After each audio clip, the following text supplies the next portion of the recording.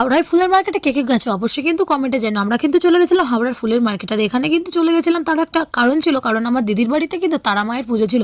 আর সেই উপলক্ষে কিন্তু আমরা মালা, ফুল, এমনকি এখান থেকে ফলও অনেক রকম কিনে নিয়েছিলাম। দিদি যেহেতু আগেই ফলের মার্কেটটা করে রেখেছিল, তবুও যেটা যেটা বাকি ছিল সেটা সেটা কিন্তু আমরা এখান থেকে কিনে নিয়ে এসেছিলাম। আর এখানে বন্ধুরা এত সুন্দর কম দামে ফুল পাওয়া যায়, আর মানে কি চাও তুমি, এখানে কি ফুল চাও সব রকম কিন্তু এখানে তুমি পেয়ে যাবে। আর অসংখ্য ভিড়। আর আমরা কিন্তু এই ব্রিজের পর থেকে হাঁটতে হাঁটতে কিন্তু নিচে চলে গেলাম। আর এখান থেকে দিদি কিন্তু কিছু কলাও কিনে নিয়েছিল। আর তারপরে আমরা হাঁটতে হাঁটতে কিন্তু ব্রিজের নিচ থেকে চলে গেলাম। আর তারপরে শুরু হলো কিন্তু এই মার্কেটে। এই দেখো মার্কেটের মধ্যে আমরা কিন্তু ঢুকে পড়েছি।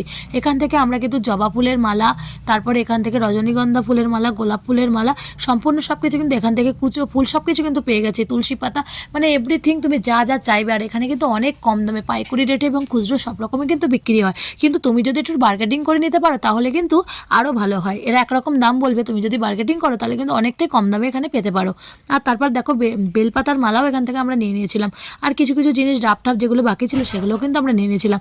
অসাধারণ লাগে আমার ফুল, ফুল তো আমার ভীষণ ভালো লাগে। তাই আর না বেড়ে দিদি যখন বললো চল আমরা সবাই মিলে যাই, তাই আমি, মাসি, দিদি আর জামাইবাবু সবাই মিলে কিন্তু চলে গেছিলাম হাওড়ার ফুলের মার্কেটে। তো তারপর আমরা চলে গেলাম গঙ্গা মাটি কিনতে। তো গঙ্গা মাটি কেনার পর এখান থেকে কিন্তু হাওড়া ব্রিজের একটা ভিডিও কিন্তু তুলে নিলাম। আর ভাবলাম তোমাদের সাথে তাহলে শেয়ার করে নিই, এই স্মৃতিটা হয়ে থাকবে। আমি হাওড়া ব্রিজ দিয়ে তো প্রচুরবার গেছি, কিন্তু এই ব্রিজের নিচে এসে এই ফুলের মার্কেটটা এই আমার লাইফে ফার্স্ট টাইম দেখলাম। তোমরা হয়তো অনেকেই দেখে থাকবে।